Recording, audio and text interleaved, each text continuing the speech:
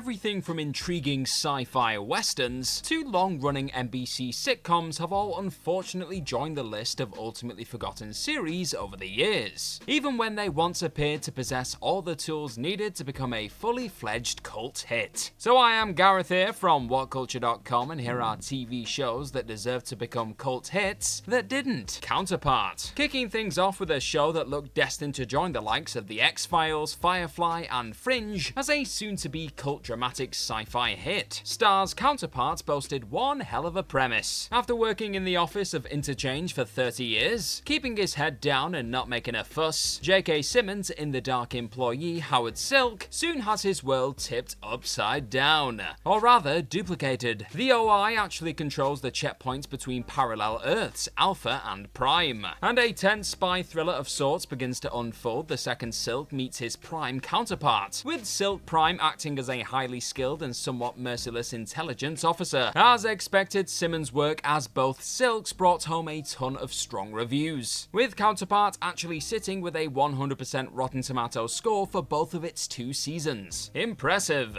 Despite such an acclaimed run and the potential definitely being there for more glorious drama to be unpacked, however, Starz eventually opted not to renew the show past season 2, feeling it didn't fit into their new female-focused strategy. The fact Simmons' compelling work as dual Silks remains as an easily consumable 2-season arc should have made this a prime candidate for cult sci-fi drama immortality. Almost Human. Brought to screens by executive producer J.J. Abrams, the year is 2048 and human cops are now required to go about their daily duties alongside a robotic partner. Something Carl Urban's John Kennicks is absolutely thrilled about. The complicated relationship between Kennicks and Michael Ealy's Dorian robo-partner, who isn't exactly a fan of being referred to as a synthetic, provides the foundation for a routinely enjoyable crime sci-fi ride. Unfortunately for Almost Human though, this dangerous high-tech future, one equipped with a 400% increase in crime, was cut short after season 1 in the wake of the show not pulling in the sort of viewing figures its high production costs demanded. Being brought to an abrupt end after just 1 season wasn't enough to keep the likes of Firefly from going on to establish itself as one of the most popular cult TV hits of all time, it must be said. Yet even with only 13 enjoyable episodes to its name, Almost Human has never quite managed to cement itself as a much-watched dramedy for futuristic sci-fi lovers. It's news radio. This workplace comedy show, centered around the staff working on a New York City news radio station, saw the likes of eventual UFC face Joe Rogan, Dave Foley, Stephen Root, Maura Tierney, and John Lovitz having the time of their lives cracking wise, and regularly clashing in hilarious fashion. Yet despite bringing a whopping 97 episodes of shenanigans and lunacy to NBC fans over the course of its 4-year run, news radio has since all but evaporated, with it often flying under the radar on streaming services, and not being the sort of series folks are quick to flick on in the background after work, which is a bit of a shame as the often chaotic and charming half-hour delights unquestionably had all the hysterical elements regularly found in eventual cult sitcom hits like Parks and Recreation and Community, but it just hasn't been able to keep from becoming one of the 90s greatest forgotten comedies in the years since its initial acclaimed run, Defiance. Before Westworld went on to become one of the hottest shows on the planet for a time, another sci-fi western by the name of Defiance was making a bit of a splash over on Sci-Fi from 2013 to 2015. Very much embracing the alien here though, Defiance depicts Earth in the year 2046, a time which sees our planet playing host to a great many new alien species in the wake of the Pale Wars brought about after the Votans arrived 30 years earlier. There's some rather cool ideas to be found within the $100 million sci-fi gamble, including what a terraformed Earth containing a great many species all trying to carve out a life for themselves would look like, and the sort of tried and tested rugged father trying to keep a young loved one safe in this dangerous world dynamic found in Joshua Nolan and his adoptive Votan daughter Arissa also helped establish the show as a favourite for sci-fi fans. But Defiance's massive production costs, coupled with a drop in ratings, ultimately left the show on the cancellation pile after its 3rd season had landed.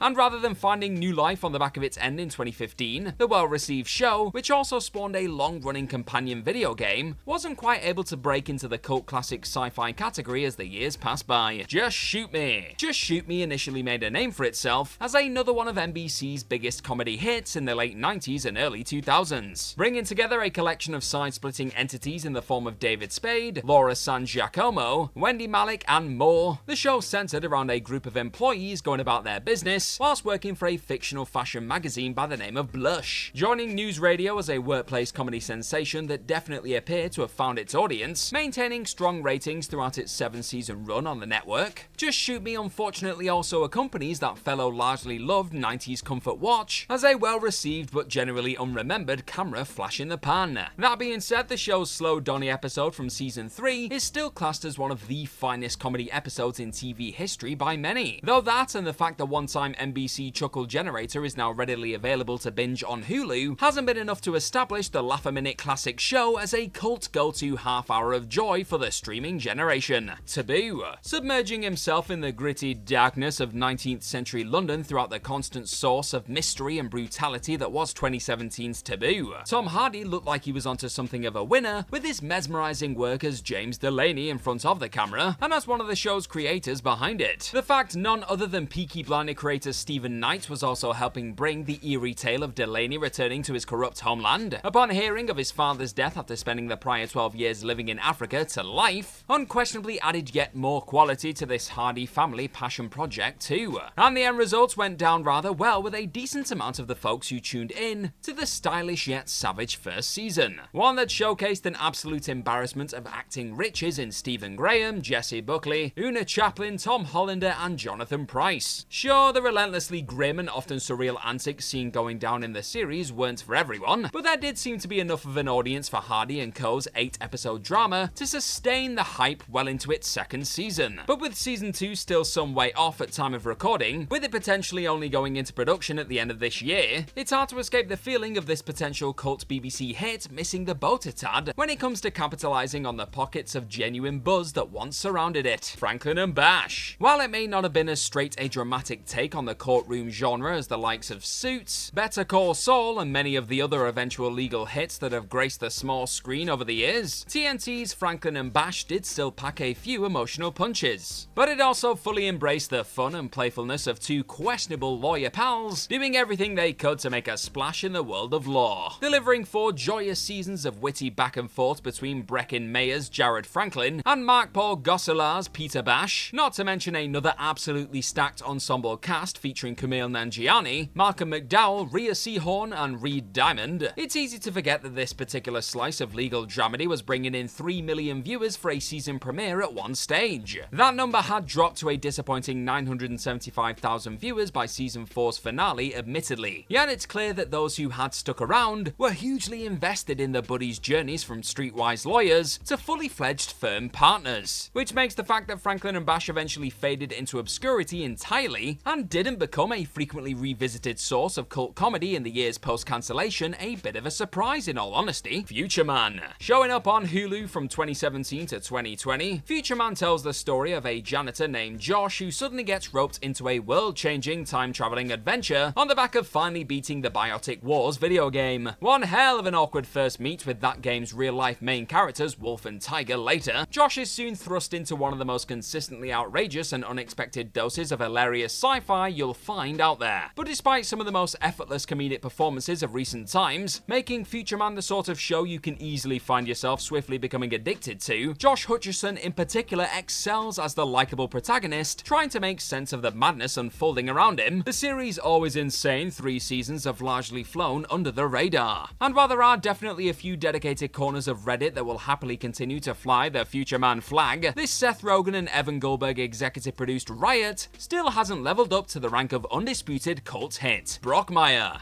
Known primarily for his exceptional work on The Simpsons and big screen displays in The Night of the Museum, Godzilla and the Birdcage, Hank Azaria and his legendary voice are front and center in IFC's Brockmire. And there's an argument to be made that the star has never actually been better than he is over the course of this 4-season side-splitting character study. On the back of a very public meltdown, Azaria's alcoholic and somewhat broken former Kansas City broadcaster Jim Brockmire is forced to work his way back up through the minor baseball leagues. Azaria Azaria had actually initially created the character for a web series back in 2010, but what Brockmire ultimately grew into over the course of the show's massively underrated run caught just about anyone who took a chance on the little watch sitcom entirely off guard. The never-ending stream of highly quotable one-liners and frequent surprisingly emotional gut punch that is this darkly comical love letter to baseball has never quite reached enough folks to grow to the level of full-on home run of a cult hit though, but hopefully time will bring with it some much-deserved attention to one of the most overlooked dramedies of the late 2010s. Big Time in Hollywood, Florida. Closing out with one more one-season wonder now, and with a project brought into being with a little help from some rather talented comedy legends. Ben Stiller sitting as just one of its executive producers. Big Time in Hollywood, Florida once looked like it had all the potential in the world to become Comedy Central's next can't-miss slice of balmy gold. Feeling like someone had thrown Breaking Bad and The Hangover into a blender and poured the end result into 10 absolutely surreal pieces of episodic programming, the increasingly insane and dangerous slapstick scenarios the deluded filmmaker Dolphy brothers find themselves at the center of makes for some of the most shocking and often enjoyably silly comedy of the 2010s. Some quickly latched onto the madness unfolding before them, much of which involves big-name talents like Cuba Gooding Jr., Michael Madsen, and Ben Stiller himself frequently stealing the show with their presence throughout. But clearly not enough folks were interested in Alex Anfanger and Dan Schimpf's Nutty Baby, and the show was quietly killed off once season 1 reached its end.